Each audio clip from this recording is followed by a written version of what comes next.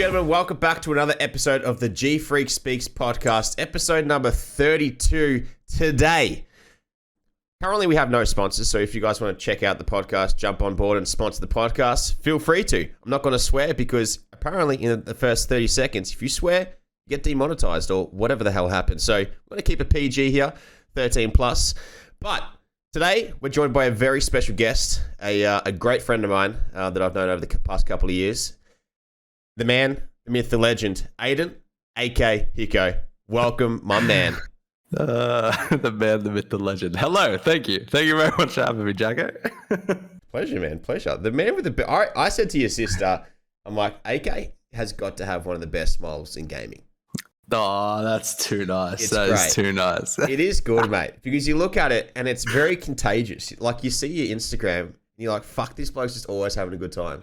Yeah, or you're like, fuck, this bloke is always just posting selfies. Like, This guy... There's a spectrum. Yeah, this guy loves a fucking selfie too. I do love a selfie. It's a talent of mine, I think. So yeah, I love that. But let's get into it, man. Where did gaming first begin for you? Ooh, like as a kid? Yeah, as a kid. Baby. I'm just a baby. It started. Oh man, like I would have been like 1996 or something like that. Whenever the PlayStation 1 came out. And I still believed in Santa Claus at the time, and my parents they brought home a PlayStation 1, and we weren't like, you know, a well-off family or anything like that, so that locked me in for like the next 5 years that Santa was absolutely real, because there was no way that we could have afforded a PlayStation. So yeah, that's kind of where it all started, I guess. Like where I used to sit there with Dad playing like Crash Bandicoot and Spyro and all that kind of thing. And then as I got older, I got right into skateboarding, and obviously the Tony Hawk games. I absolutely lived on those games. So I mean, I wasn't really much of a gamer when I was a kid, but when Tony Hawk came out, like that was the go-to game. Everything else, I played a little bit of John Alamo Rugby, of course, but just skateboarding games, really. That's where it all began. Oh yeah, man. And I know that your background's very... Like HyperCarry is real streetwear and all that type of stuff as well, where you were previously before Chiefs, and that definitely is your branding, I guess. It's just your style, man. Just swagger, swagger, absolutely. Yeah.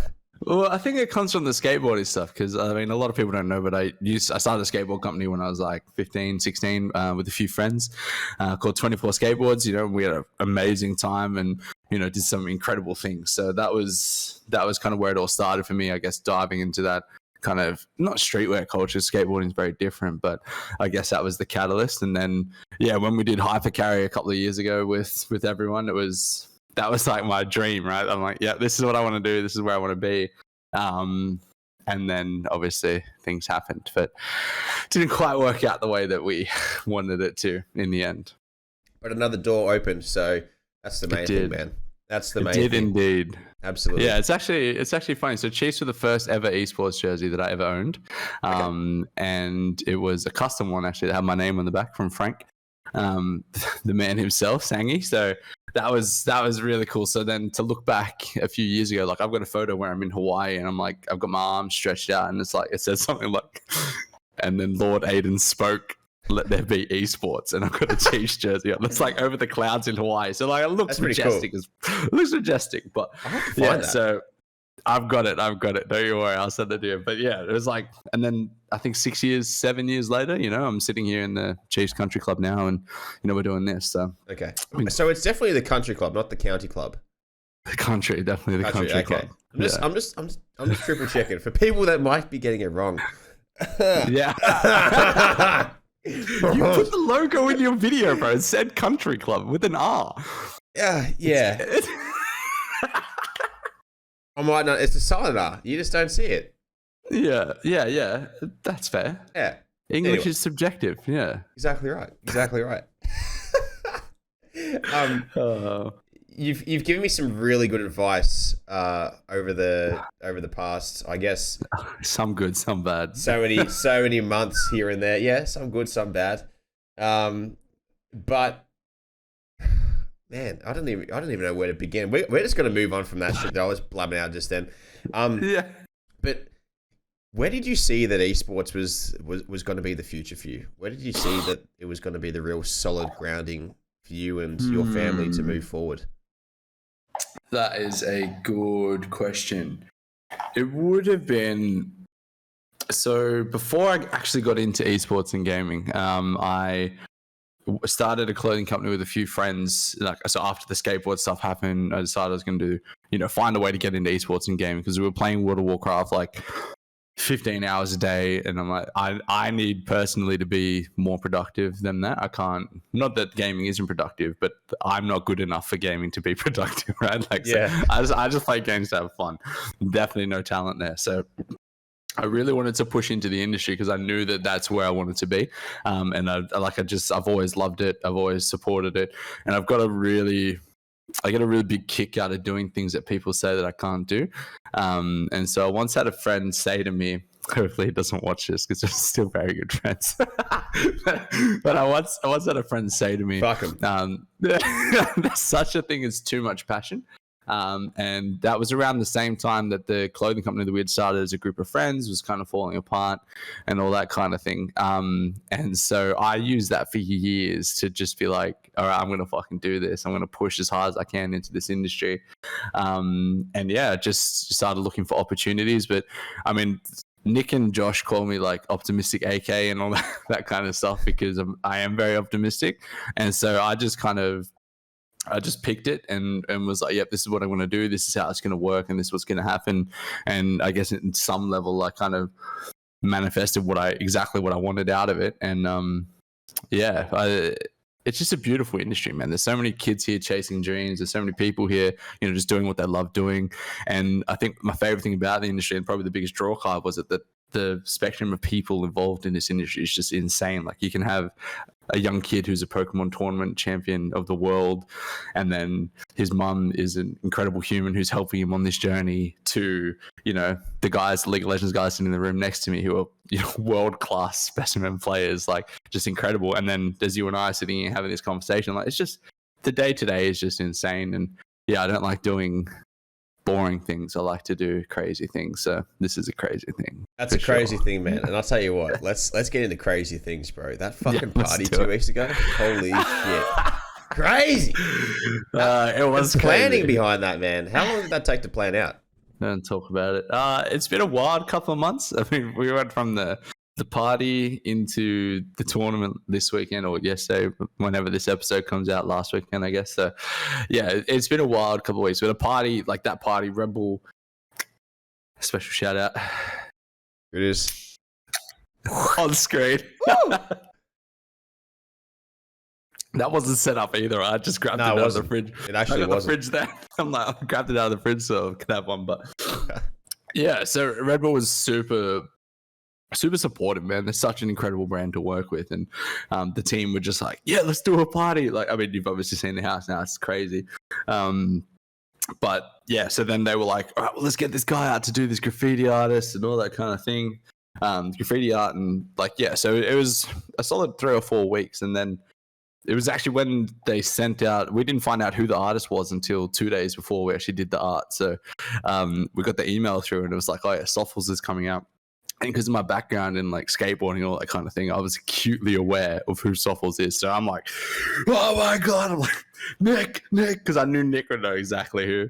And then so I sent it to him, and because he was into the hip hop scene as well. So he was like, yeah, this is sick. Yeah. So Nick and I were gassed. Everyone was just like, is it Sofles or Softles? Like, you know what I mean? Like, I'm like, oh my God. So yeah, no, it was sick to see it come to life. So fly, bro. Yeah. So fly. He's such a good dude too. Like, just massive energy and just like really happy, and fucking he absolutely nailed that. That tux painting is incredible. Hey, so, a lot of artists are very happy, man. They especially when it comes to spraying the aerosols around and inhaling all that shit. And then going for a bit of a break in between here and there, just a bit of a. He had a mask as well. So did he? Yeah. He was covering up. That's why we did a photo where I'm like pulling up the mask over my face, and like, like the classic lad thing from Western Sydney. So that was actually a proper cool moment for me, because I was like, fuck, I just threw down the lad signs with an actual killer. So not a literal. Take that back. Yeah. No, we don't want to get too monetized. Sorry. Hey, calm down. Don't worry. My YouTube doesn't make money anyway. Okay, it's only 480 subs right now. Yeah, but if some kid fast forward in about 20 years and esports is big and they have to do an assignment about esports, then fuck, this might be like something that they come towards and have a look at. So shout out to you if you're watching that. How you doing? Yeah. What's up, 2020? The fuck was that? Who's that? That's Tally. Okay. He's got mismatched socks and Gucci slide. He's a king. You are a king, bro. I definitely agree. That's the magic of the internet now, right? Like, imagine we could just go back in time and watch the videos of Egypt and all that kind of thing being built. Oh, man. I'm sure wouldn't see Egyptians building pyramids, that's for sure. But you know what I mean? Like, going back so yeah, that's kind of what you're doing, I guess.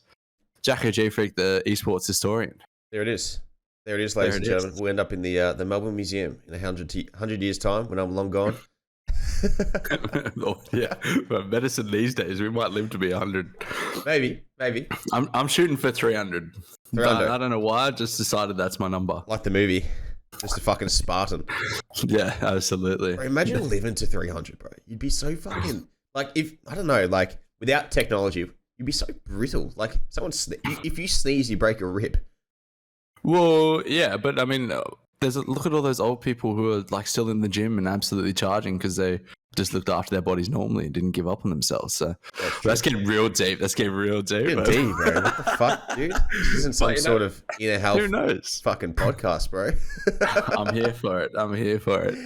That's funny, man. Hey, also reminds me, you've got a tote around your neck, and it's a very important to you and your family. Culture and whatnot. Can you please explain to me and everyone listening what it means? So yeah, I can. So this is called a Prono, which I mean, guess translates to greenstone. So Prono is a type of stone that's only found in New Zealand. It is green in color, obviously, and it's quite a sacred stone. It is similar to jade, but jade is obviously found all over the world. This specific type of jade is only found in New Zealand. So yeah, so I've got this one, and then my family, basically this is one big piece. So I have this one, and then my family has other smaller pieces which were also cut from the same piece. Yep. And so yeah, so we all wear the same thing, but basically it's just a sacred moldy thing. Excuse me. It's called a toki or toki, depending on what dialect I guess you're speaking. But toki, toki, bro. No, so essentially, it was like a wood carving tool back in the day. It does look like a chisel, hey?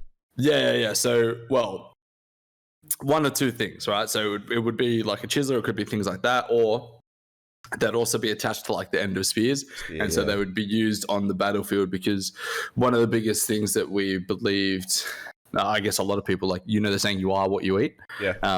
That saying is like centuries old. And so a lot of tribesmen used to eat parts of other warriors on the battlefield to get their energy, or mana as it would be called, and so they'd use this to crack open the skull, and then they'd eat the brain on the battlefield. So yeah, this one hasn't been done. Used to, I mean, it could have been. Who knows? There's a lot of history, but yeah, no. I see your blood stain on there on the tip. Yeah, okay. Yeah. I wonder what that was. This one's really cool though. I like it. Dude, that was like a big club. I remember when I held it at the party, I'm like, holy shit, bro. This is like a fucking Gray Nichols cricket bat hanging from your chest. It is. It took a while to get used to. I remember when I first got it, it was like, because when you get them, right, they have to be gifted to you. So they're gifted, they get blessed. It's like not necessarily a ceremony, but it's like a thing called a katakaya, which is like a prayer that they say over the top of it. So that it brings you, I guess, good energy and good life. So yeah, my whole family has one, and at all times we feel super connected to each other. But it's actually a really weird stone. It absorbs all the oils and minerals and energies and all that kind of thing. So like if you were to put water on this, it doesn't dry. It kind of soaks into it, and you can kind of see like it just like disappears into it, and who knows where it goes. I wonder if that makes it heavier.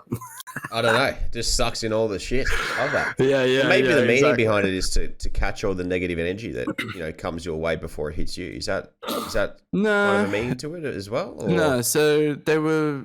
So originally, the stone was used to talk to the spirit world, ultimately.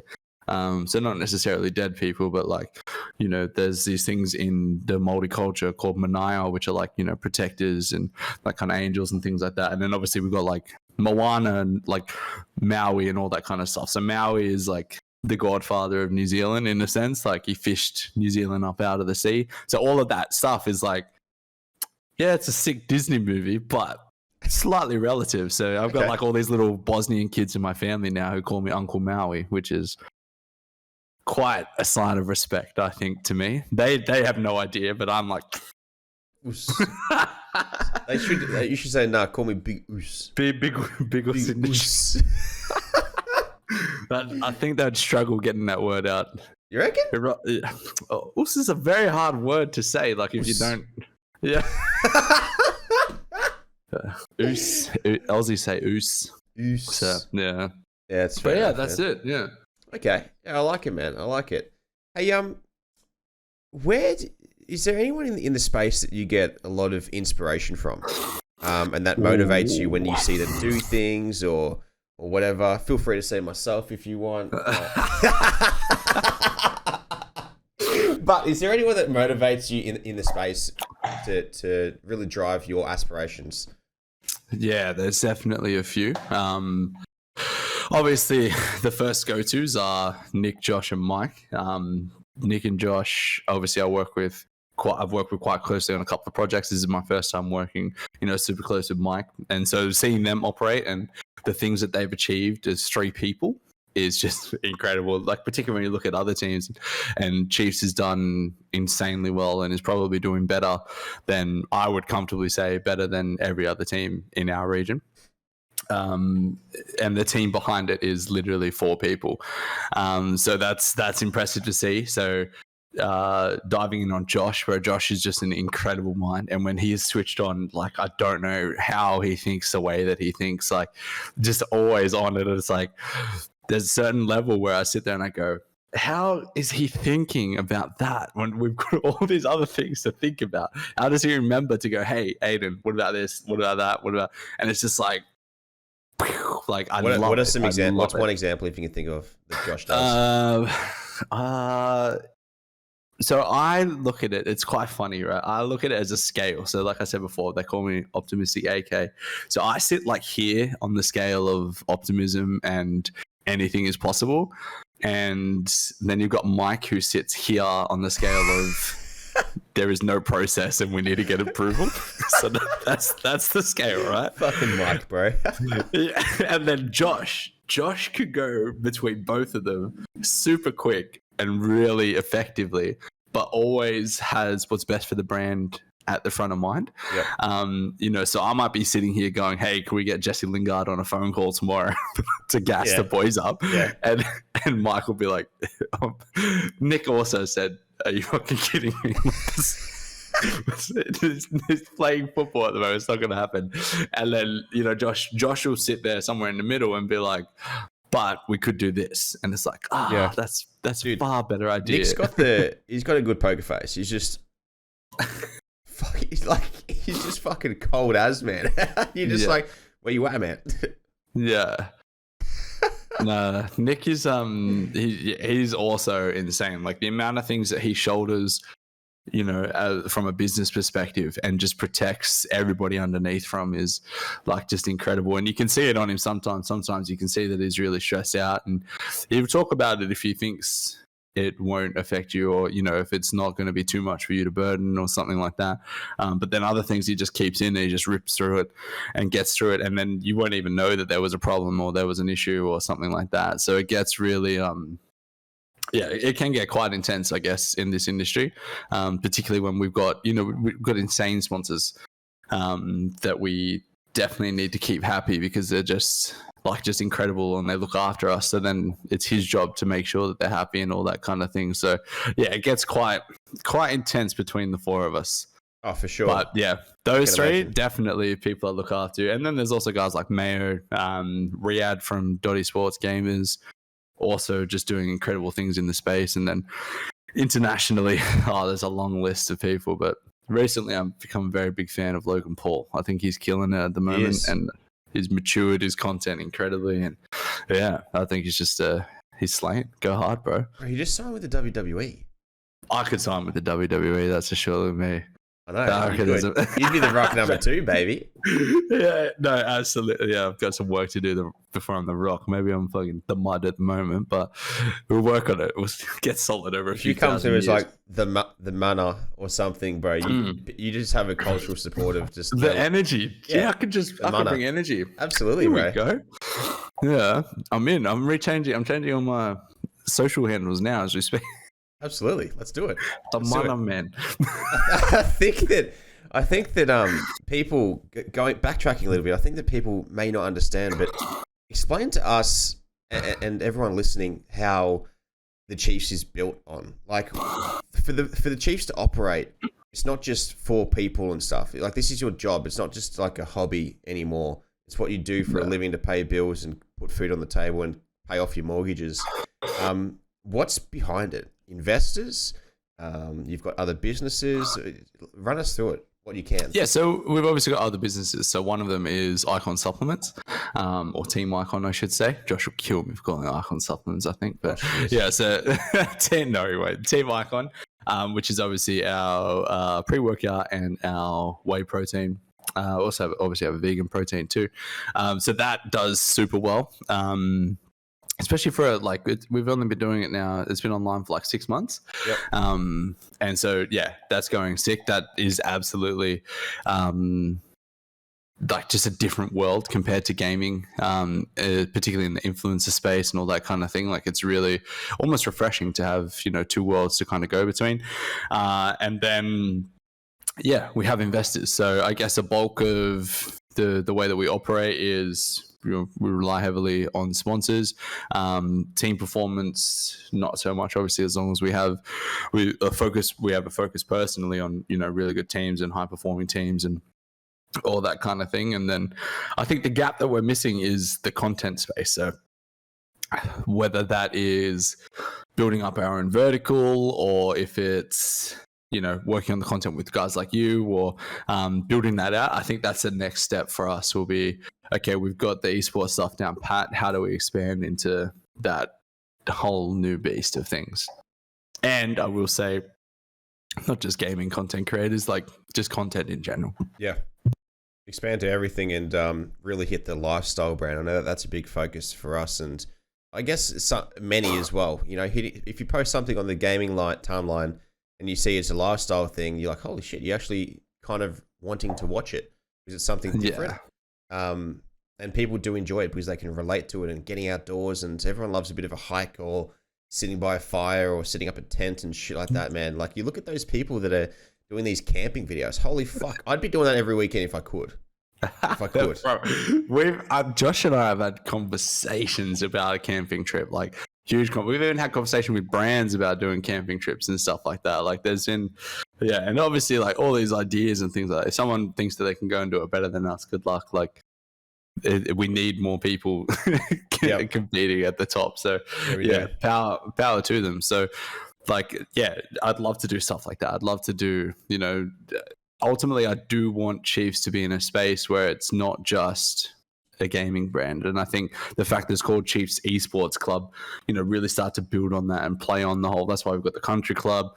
I'm probably going to launch a podcast called The Clubhouse. And yeah, just really kind of run with building out that community of people that just chase their dream and do epic shit. Because ultimately that's really what it's about. Esports will always be our core. But that again is still just people chasing a dream. So absolutely. Or even like this past week, right? Talking about myself here.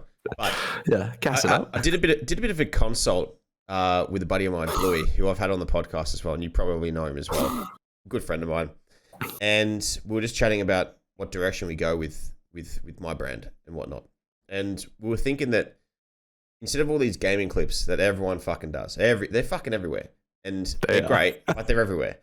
But what we do is we go for trends and more lifestyle type of stuff. And so this past week, I've had a look at my analytics after posting 4 reels, and my engagements are plus 600% in 6 days. Yeah, from posting reels. And then also doing something else as well with the cover photo of each reel. But up 600%, 643%.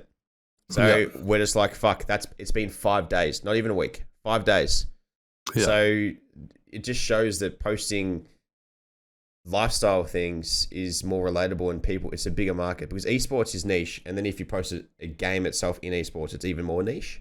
So you're kind of limiting yourself. But for you've been I guess an Instagram influencer as well prior to this. How did you find the space? Instagram, interesting. There was a point where I had like 11,000 followers on Instagram. But that was more for that was when Instagram was Instagram, right? So I was doing photography. I was getting tagged in posts from the guys screaming in the background, so apologies. I was getting tagged in posts with like Thrasher magazine and all that kind of thing, because that's where my photos are getting published. So that was a very different world. But yeah, I think for me, it's the space is kind of moving into, you could kind of fake it to make it before. Now the space is so authentic and people just want to connect with real people that it's like all of this stuff, this lifestyle, this behind the scenes kind of thing, all that is really just, I guess, essential to people's brands. Yep. So I think people are really just kind of going, all right, awesome. There's JackoGFreak streaming, but what does he do outside of that? How does he get to that point? What steps does he go through to turn on that camera? All that kind of stuff really is starting to kind of grab things. And we've been looking at how we utilize the house that we have now, because this place is incredible. How do we build on, what it's like to live and work in a house or a space like this, and what does that behind the scenes content look like? And Josh said something incredible to me the other day, and I wish I could say it on podcast, but I cannot yet because we haven't locked it in. But mind blowing. Okay, we'll tell you at the end of the podcast, so make sure to stay tuned until the end, and that's when he'll let you know. Okay, so just make sure to stay listening. Don't go anywhere. Yeah, no. So he said something so it's going to be a bit of a mantra for us. The reason I'm not talking about it right now, I'm not saying it right now, is because we're still working on it. But once we have that locked and loaded, it's going to be pretty clear that that's what the mantra kind of came to be. So yeah, I don't want to put it out there yet because it's not. I don't think we've perfected it yet. So that's fine. Once we've perfected it, it's going to be it. Like I just said before, I don't care. If you think you can do it better than us, go for it. But this is something special, so I need to keep it close. Love that. Love that. You know what you guys need at the house? A fucking golf simulator, bro. Bro, Nick just said that 2 days ago. He's like, bro, imagine a putting green here. We could just putt it out. The green would be good, but get the fucking simulator, bro. Have you seen Good Golf? Their setup? Yeah, insane. Next to the problem is, I'm like, no, I'm not too worried about that. We could probably get it for free, but I hit the golf ball very hard. I will smoke that screen very quickly. Here we go. Hey, look at this guy, bro. Look at this, man. Big Goose giving that big mana, hey? Look at him. Fucking hell. I played, so a lot of people don't know this, but I've won championships playing golf, so. Have you? I was playing golf since I was 11. So Anton's pro as well. Anton is, I know Anton is. He has his I say as well, I wasn't pro. Okay, Anton was pro. You were semi-pro then. There we go. But Anton, I see Anton's little plaque when he streams. He fucking sits there and he streams and he has his little plaque. I'm like, what the fuck is that, bro? He's like, well, that's my golfing championship. yeah, exactly. So I won a match play championship. I didn't win a club championship. I won a foursome championship. That's a favorite. I used to have a vest that said foursome champ. I used to wear that to parties. That was sick. What the fuck? That's great. Yeah.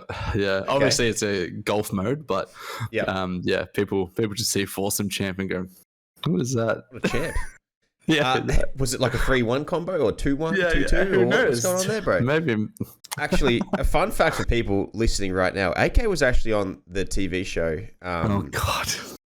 What was the TV show called? Holy moly! Holy moly! That's it. How was the experience on Holy Moly? Was that incredible or what? You'd It be was exhausted. It was an incredible experience. So what actually happened was I obviously made the show, and they wanted me to position me as Australia's #1 gamer. And so like I'm doing their open interviews, like full TV set, everything like that. I'm sitting there like in the TV camera, and they're like deadpan. They're like, "Can you say hi? My name's Aiden, and I'm the #1 gamer in Australia." And I was like, "Absolutely, I can." Yeah. And then so I sit there, and I think what actually they ended up going with was, "My name is Aiden, and I'm a professional gamer or a semi-professional gamer," or something like that. So yeah, there was a few takes there, but wild experience, man. The sets were all built here in Queensland, all larger than life, just like incredible golfing, like oversized putt things where you had to do the challenge. Yeah. And I got paired up with Tom Kunkel, the Yeppoon mud flap, because he had a ranger with bloody, mud flap. Yeah. And he was the funniest guy, like actually just clicked instantly when he got on the bus. So we got on the bus all the talent got on the bus to go to the putting area, the golf area course. And he gets on, and like I see the mullet, and he's dressed as a tradie, and I'm like, I'm gonna get along with this guy instantly. And there's hundreds of other seats, and he picks my seat, and he goes, "Can I sit here?" I'm like, "Yeah." And he's like, "Where are you from?" And I explain everything, and then I'm like, "Where are you from?" And he's like, "Oh, I'm from Yeppoon." And I'm like, "Where the hell is Yeppoon?" Yeah. He's like, "It's in between your knife and your fork." And I fucking lost it, bro. Oh, God. Yeppoon. I thought he was going to say like in between your mum's legs or some shit, bro. No. Yeah. In between your knife and your fork, I lost it. And then, yeah, we got paired up playing against each other. They made us, we were driving around in a golf cart, like just absolutely talking shit to each other for like half an hour. And then we played a couple of holes as well. But the first night, filming actually went late. So like, when you get to the end of a party and those birds start tweeting, start chirping, that started happening because the sun was coming up, and so they had to postpone again. So I had to go back the next week and do a whole 20 odd hours or so of filming again. It was wild, yeah. But I did get to meet. Oh no, I've forgotten his name. Can't be too important. The guy from Step Brothers. What's his name? Yes, I know him. Rob Riggle. I was gonna say, yep. Yeah. He was like Kobayashi. Shut your fucking mouth. No, he was like the other guys as well. Shut your fucking mouth. Don't speak when I'm talking to. Yeah. Yeah. So I got to meet him. He's so tall, bro. Like way taller than me. It was really. He's taller than you. Yeah, bro. He's a big human, and just funny. Yeah. So yeah, no, it's an awesome experience. Yeah, I'll definitely do more TV shows. What's up? I was gonna say this time I won't put the ball in the water though. So, what's something that you didn't expect that happened on the movie set? That to see something that you were like, holy shit, I didn't know that's how TV works. Holy shit, I didn't realize. I guess like you've already said before, but how big the set was. But what's something that was there that you're like, damn, bro, this is insane, or like a reality check, like holy shit, man, I'm on TV, incredible. I think it was that cool moment. So we had like accommodation and everything like that, but then it was like the talent call, and so like I walked into a elevator and I'm in the lift with Barry Hall and Matt Rogers, and I'm like, boys, are you guys on the TV show? They're like, what TV show? I'm like, I'm on Holy Moly too. I'm like, are you guys going to be on Holy Moly? They're like, yeah, we're going to be on Holy Moly. So, like, all three of us are like excited little kids. Yeah. And I'm like, this is AFL legend, rugby league legend. And I'm like, this is the sickest moment I've ever had. So that was really cool. And then we all walked onto the downstairs to like the movie sets where they were doing all the filming and everything, like all the intros and stuff. And like, I'm just standing there and it was just like, I was just one of them kind of thing. And I'm like, I do not have the accolades to be standing next to these gentlemen. But yeah, that was a super impressive moment. I was like, Barry Hall. And it was just before he was about to fight Gallen as well. So I was like, so he was fucking, yeah. He was peeled like a banana. Yeah, I was like, should I rib him a little bit? But no, I didn't. Fucking peeled, bro. I love that, man. That guy is intimidating. I'm feeling that he didn't win that boxing match, but no.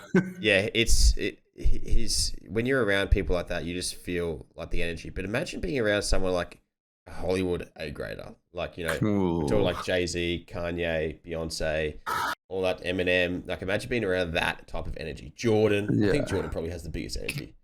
Jordan be pretty well. I think Jay-Z would have the biggest. I think Kanye West would have the biggest energy. That'd be kind of like he would just be like, you know that story with Dave Chappelle where he's like, because my life's dope and I do dope shit. And he hangs up the phone. And it's like, that's the kind of energy I imagine Kanye brings into any room. But I think, I'm all about those A-listers. That's the goal. Me, Jason Momoa, and The Rock in a movie. One day.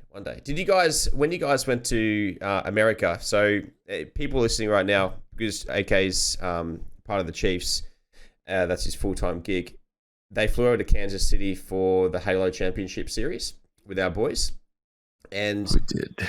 We went, I reckon, look, we didn't win, but I would have said that we went really well considering that the boys, when they go there, that's the first time they're playing those teams. They've got to kind of adapt real fucking fast. You cannot be a tropical fish because if you slip up, give someone an edge, they're just going to sink you. They're going to absolutely sink you.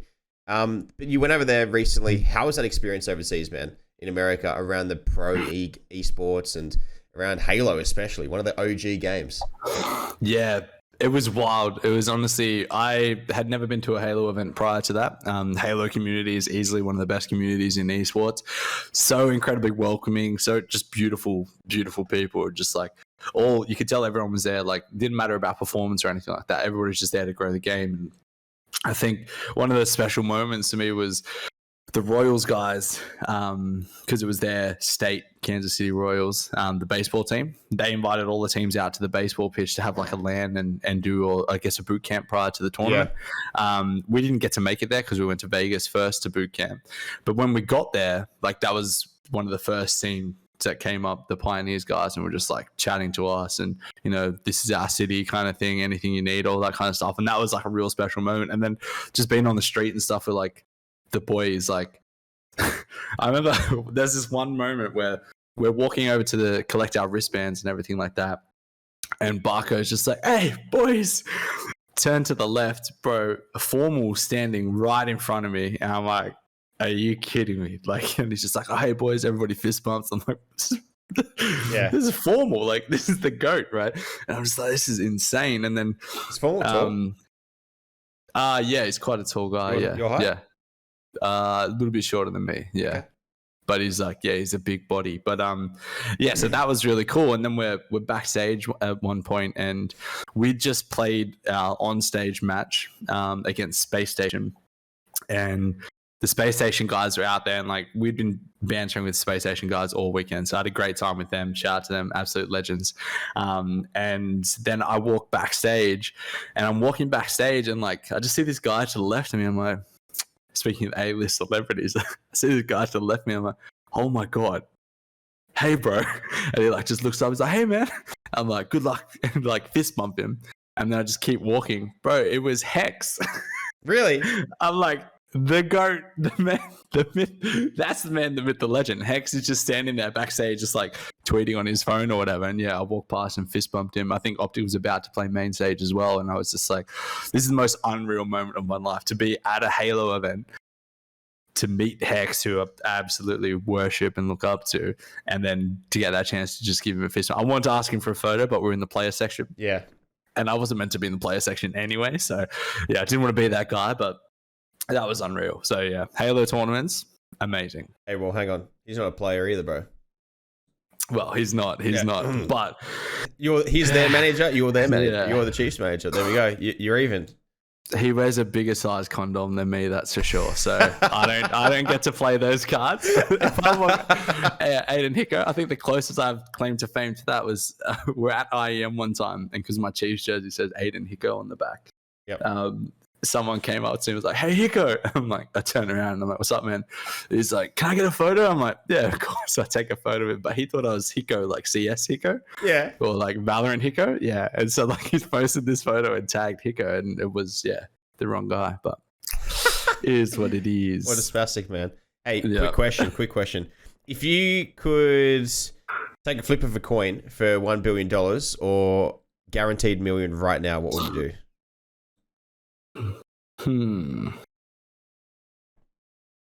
I would flip the coin. Flip it? Why not? No. What's $1 million? $1 million is easy enough to make. The first million is the hard. Well, I mean, if you look at Hypercarry, we did $2.5 million in sales in 3 months.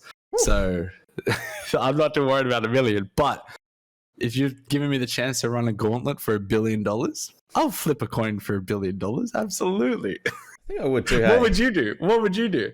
Oh, I'm a safe person. I'm not a gambling guy. Like I would rather you've got a coin there coincidentally. I'm a safe guy. I would always rather buy something and know I fucking got it, and then play my cards that way, knowing that I've got something I really want. But in this case, you've got nothing, and there's a chance to win something, and if you miss it, then you still got the same as what you had before, so you're not losing anything. Yeah, so exactly. I think that you do go for the flip, although I know how much $1 million could do for me and my family right now. Yeah. No, I agree. Oh, bro, the smart decision is definitely to take the $1 million, because you could 10x that $1 million quite easily these days with the right investments or the right moves. So, or you could just live completely debt free for a very long time. But so the $1 million is definitely the smarter decision. But So I'd personally probably take the $1 million. Yeah, I enjoy running the game. Let's flip it. What would we have got? So we're going to go this side, the dinosaur side. Dinosaur, yep. That would be $1 billion. The other side would be $1 million. All right? Okay, go for it. So I'm flipping for me. Let's see what we got. Make sure it's on camera. What do we think it is? I reckon you got it. Do I flip it again onto my hand? That's how you do it, eh? Yeah, you do it like that, onto your hand. So onto the top of your hand. $1 billion. Here we go.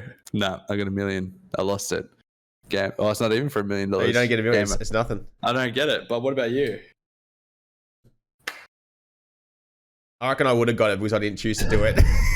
You know how it is. Ah, you did. Yeah. Correct. I knew it, bro. I knew it. I fucking knew it, bro. Hey, I think there's a law for that. Let's jump in. Let's jump into something a little bit different. What is some advice for someone that's fresh and coming out of university or whatever, or out of school, or they're young and they just want some advice to get into the space of esports, into the position where you are, or someone else that's a leader in the space? I would say forget about everything that you've learned. Don't forget about it, but be willing to let go of everything that you've learned and understand that there is always going to be a way to do it differently. I see a lot of people coming out of, hard education where they've been taught a way to do things, and that restricts their freedom in thinking of a different way to do things. And so that's like, that could be anything. It could be marketing. It could be whatever your passion is. The second that you are unable to learn something new, that's when you start to lose value, and that's when you start to stress yourself out, and that's when you start to move into a space where you think you're not good enough to do things with people around you. So just make sure you're always, always, always ready to learn new things. And on top of that, make sure you're always teaching yourself new things. Like the second you think you know it all is the second that everybody's going to move straight past you. Yeah, for sure. And I totally understand that, man. Like if you're working with people that have done, all these amazing courses and whatnot, and then,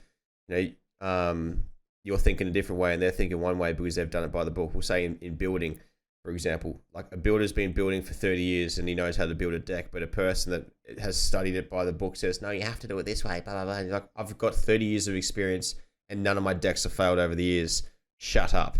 You know what I mean? So, but it's also adapting and learning that. Like for myself, my first mentor in this space was Hades. Shout out to Hades. Let's go, Hades out there. He taught me a lot of stuff. Kang Gang. He taught me a lot of shit in the space, where how to market it. Well, just kind of how you close out deals and what you can offer for what amount of analytics you reach. But then coming on to you guys, with yourself, Nick, Josh, and Mike, more so yourself with the marketing type of things that, so how do we monetize that? So we can monetize that by getting this in here, and we can say that it's going to get X amount of views and then guarantee that and whatnot, or, boost a post here and there to help get that value for money if they're paying that money, and, things like that, and reinvesting the cash that you are getting from that sponsor into your own things, so then they actually achieve that reach plus more. So, and you over deliver and under promise. So it's always adapting to the space. Even like with you guys at the house, you know, you look in every space. You've got a room for purpose, each room. You've got a tennis court that you want to do things with. You did stuff with tack toys. You've got a pool which you can do shit with. You've got a bar which you can do shit with. You know what I mean? So just monetizing every single thing and component in the house. It's quite interesting to see. That bar is absolutely stocked with Diva Vodka too, by the way, at the moment. So shout out to Diva. Thanks for doing that. I think thanks for doing that. It could be dangerous in the next couple of days. It hurt me. It hurt me a bit. Yeah, I do agree. Like, and that's kind of, I guess, to the point of what I was talking about. Is like guys like Hayes and guys like Josh and Nick, and you know, everybody has worked out a way to do things without necessarily having that education behind them, but they've got the experience behind them. And I've always been like that. Like from my roles at Combank to Allianz to here, I never went to university. And one of the biggest pain points when I've hired people that went to university, particularly in the corporate world, is that they come into these roles and they're just like, but this is how I was taught in university. It's like, I don't care that you were taught one way or two ways, or if you're lucky, you got taught 3 ways to do it in university, but there's still 100 million ways out there. And you only got taught the ways from that university and from that teacher who may not have this experience. So yeah, a lot of the time people restrict themselves because they lean on what they've already been taught. And it happens so much. Like those marketing degrees are so outdated now that, you know, you come into this space and TikTok changes their algorithm this week, then what are you going to rewrite a whole new course? So you need to be able to adapt and build an incredible community. Yep. The connections are key in esports and gaming, and it doesn't matter, you know, how much you know from outside it. If you can't get involved in the community and create friends in this community, then you're just not going to survive. So yeah, it's a beautiful space to be in. And you can't just come along with a ton of cash and just fucking expect it. You know what I mean? Like it's just not going to fucking work, bro. It just does not work. But I was speaking it was funny enough that this conversation arose because I was speaking to my friend last night when we went for dinner. Good catch up with the fellas, and we were speaking about, like, you know, people on TikTok. We're like, bro, probably none of them. There's probably like a small percentage that have actually done a marketing degree, but then the rest are just like own research, own self-taught, and they're very successful people. And you're like, holy fuck, man! Like, you don't need a course to get there, like as a prerequisite. You don't need debt. You don't need debt to get there. That's all university is to me. There's something, like, obviously if you're a doctor or something, right? You need 100%. You need a course. I need that shit. I don't want to be having some dodgy person telling me, hey, you're fucked. Exactly. Like, imagine me walking in the room. You're about to go under anesthetic, and I walk in the room, get a subject. Like, I'd shit myself. Hard pass. It's probably giving me the lethal injection, bro. So I think there's merit to that, but yeah, you've got to be adaptable these days, man. And the kids on TikTok are blowing up. Like, there's 13-year-olds in the States who understand negative gearing and, you know, what their ad revenue is, and, you know, what their CPM and stuff is. And like, I didn't know what CPM. I mean, fair enough, we didn't really have the internet when we were 13, like not like we do now. Like, I don't think CPM would have even been a thing back then. But there's so much out there to learn. There's so many free resources as well. Even TikTok, like, it's beautiful. TikTok's great, but they just seem to nerf your posts, bro. Like, they're a little bit fucked.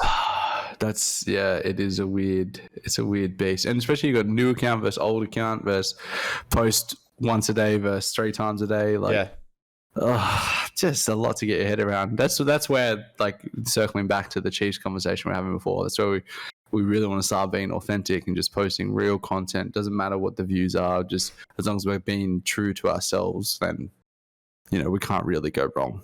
Absolutely. I think that the thing that I like, the thing I go by, and I've been doing it for fucking 5 years now, and there's been no blow up of it. And obviously you can see I'm passionate about the space because I would have fucked off by now. But yeah, like a lot of people I've seen a lot of people come and go. A lot of people get quick partnership and all they do is just stream. I'm like, how the fuck do they do that, bro? How? It just shits me. And then they disappear. And I'm like, what the fuck? If I was in that position, I'd be monetizing myself doing this, doing that. I've got this tick. I've got these fucking viewers. It is so easy. 75 viewers in Australia is like fucking so easy, bro. And then, you know, if you can't get more than that and you're full time, well, then what the fuck are you doing? But Yeah, like, and how do you pay the bills? But at the same time, like, for me and others, they should be looking at making your content good now. So then when someone of importance or size or whatever comes by your profile and sees that type of stuff, then they're going to be like, holy shit, this is great. And it's all there. You've got a bit of history. It's like the Egyptians etching their shit onto the stone, mate, you know, or the aliens.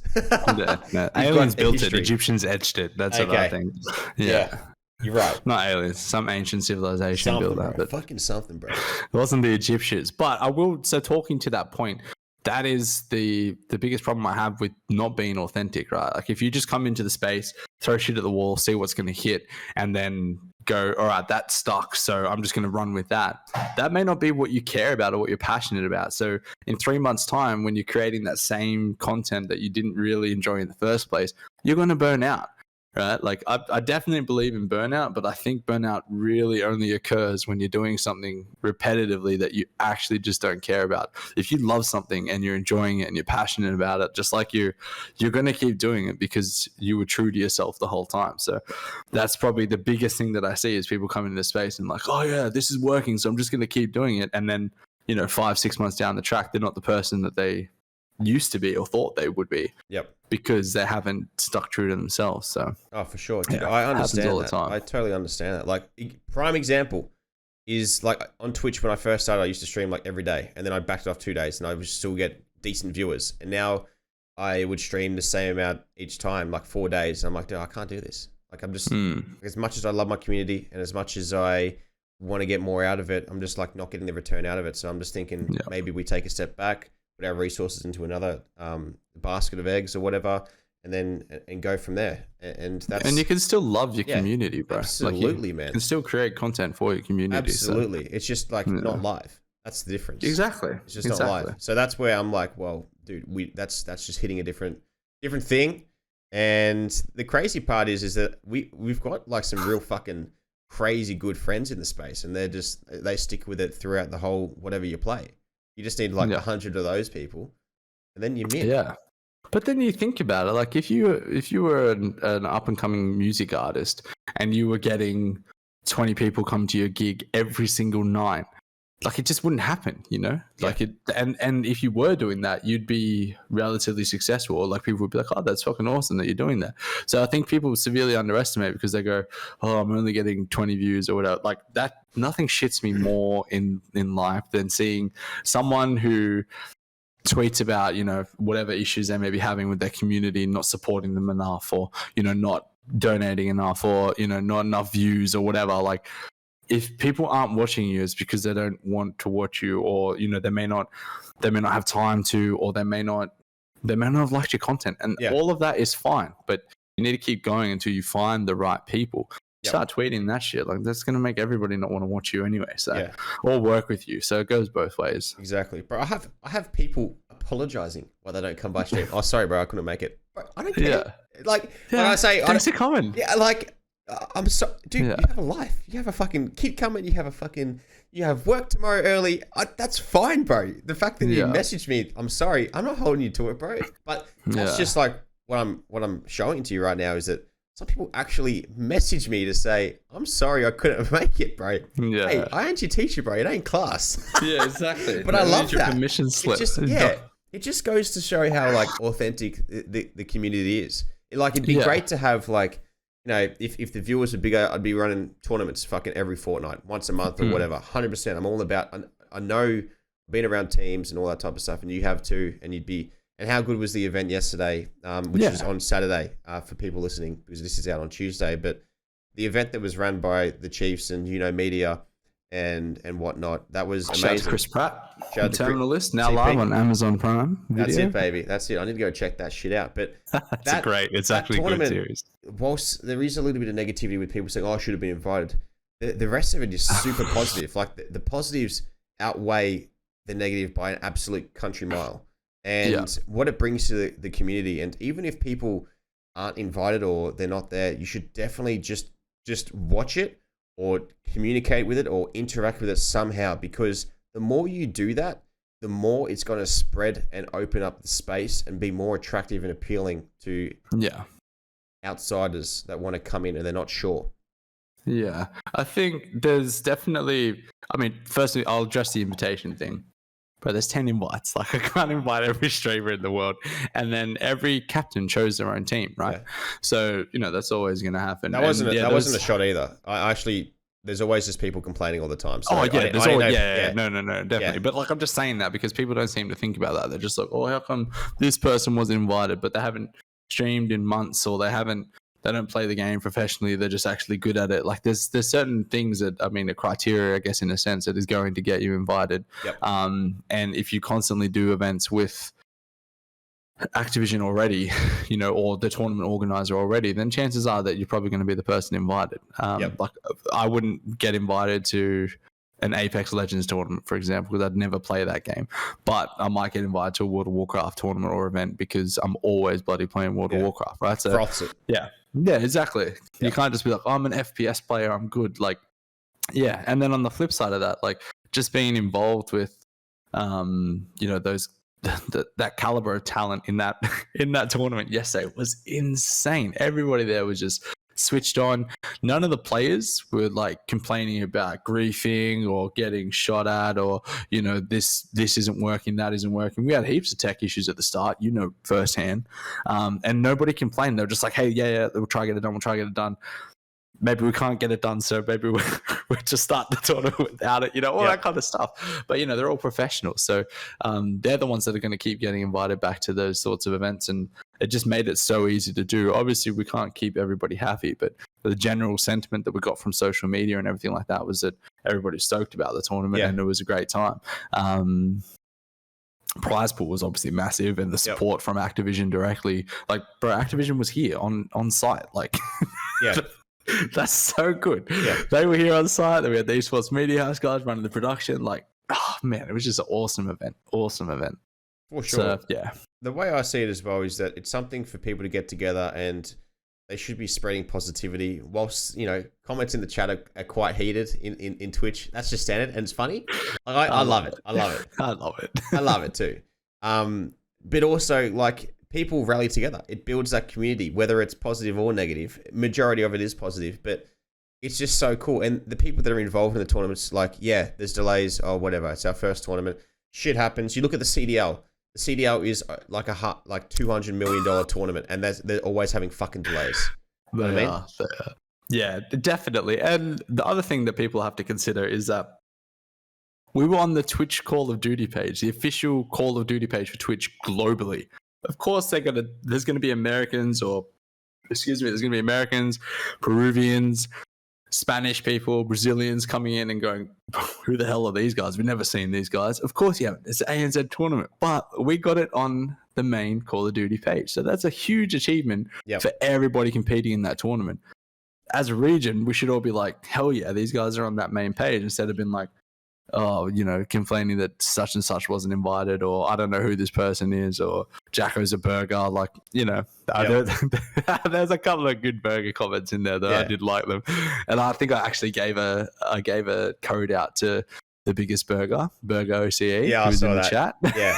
I saw who's the biggest burger OCE, who wants a code. And everyone was like ego checking. No one wanted the code. But then he gave it to someone, Yeah, I did, of course. I gave it straight to the guy whose name was Burger OCE. So, I mean, it's got to have fun with it, right? Like, that was an incredible achievement for not just for us, but for the region. Like, to get that opportunity to work with a brand like Amazon, to work with, bro, Chris Pratt did the intro. Like, we wrote a script for Chris Pratt. Are you kidding me? Intros the tournament, and then we have the Call of Duty homepage. We have the Twitch homepage as well. Like, unreal. Absolutely, man. Hey, just before I wrap this up, because I have to go to a lunch, unfortunately. But tell me a secret strategy that you had that others didn't, which made like Chiefs or yourself stand out. That's a very good question. I used to wear an Akubra everywhere. No. You idiot. A secret strategy. I would say that my secret strategy when I first came into the space was, and I wasn't aware of it at the time, but I was just acutely myself. So I didn't build a foundation on lies or, over promising or, anything like that. I just came into the space and I was like, this is me, this is what I'm about, and this is what I'd love to do. And then I think the secret, I guess, in that would be that I am always looking to build for that next spot. Like, whatever's happening next, whatever I'm targeting, then I'm always thinking about that next step. At the moment, I don't have a next step because, Chiefs was the end game for what I wanted to achieve. So now it's about what's that next step with Chiefs. But when I first came in, I was part of an esports TV show that I knew wasn't going to take off. But I knew that I could still have fun and build that network. So yeah, just networked as hard as I could, thinking about the next steps, and that has set me up pretty much all the way through to here. So love that. Are there any closing comments before we head off? Shout out to JackoGFreak. Okay. Make sure you follow JackoGFreak on Twitch. Okay. Tune in. Okay. No, I don't have any final comments, man. I thank you very much for having me. I've been waiting a couple of years now for when you were going to invite me on, so I'm happy to be. Happy to be here, bro. Happy to be here. No worries. Who should I get next on from Chiefs? Mike or Joshy? Josh would love to do it, I think. I'll get Josh on, but I'll split you guys up. I'll split the Chiefs boys up, the ones. Yeah, of course. Yeah. So I'll probably get I don't even know, Kahu or Alex on as well in the meantime, or something else, and others. I'll definitely jump on. Have you thought about jumping outside of esports and gaming and going somewhere else? Me? Oh, yeah, like on the podcast. Well, I hit up Jack Viney. Done Jack Viney. I've done a guy who also was an OnlyFans guy, Keelan. I do remember that. That was a funny episode. That's my best episode. That's my best episode. I've tried to hit up OnlyFans girls, but they just they not in the way of other shit. I know. I don't give a fuck about them. Clip that. I don't give a fuck about them, bro. It's more about to get them on the podcast. Okay, I just want to hear the funny shit. But outside of gaming, I do have one who I've saved episode 24 for. Because that's they love Kobe Bryant. I'll keep it at that. Yeah, right. Episode 24. Yeah. But I haven't done episode 23. So if you know any goats of anything, I need a goat that was willing to jump on the podcast and come film with me. Because I've saved it. I've just skipped over it. We're up to episode 32. I've skipped it. You know, it's actually really funny. So will I be episode 32? You're 32, yeah. Bro, so that was my number. So my birthday is 23. Yep. So playing basketball, I didn't want to be 23. So I always had number 32. So this is like, I'm on the right track. That's what that means to me. So thank you very much. You're on the right track, man. It's good manner. Yeah, good manner. Good manner. Yes, baby. All right, ladies and gentlemen, if you guys haven't already, make sure to leave some comments in the comment section. Ask AK how tall he is, on how much he can bench press. I don't know. Just ask any question, okay, baby. Make sure to follow as well, AK. All his links will be in the description below. As well as, if you guys want to sponsor the podcast, slide into the DMs, leave a thumbs up on the video. Make sure to leave a rating on Spotify, YouTube, Apple iTunes, whatever, wherever, on audioboom.com/JackoGFreak. We'll see you guys in the next one. Remember to be safe, stay sport, and as always, boom, baby. Peace.